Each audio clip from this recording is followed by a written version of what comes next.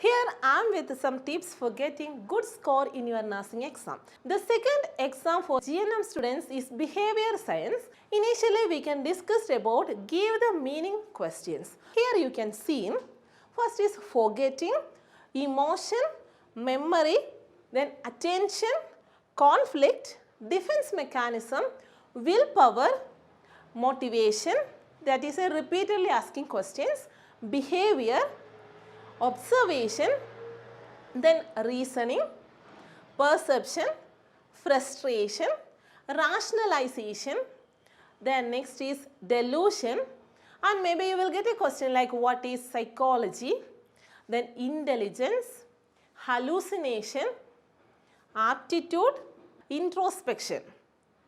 If I try to explain about the answer, the video will longer and you may get bored. So I won't do, but don't forget to work on it.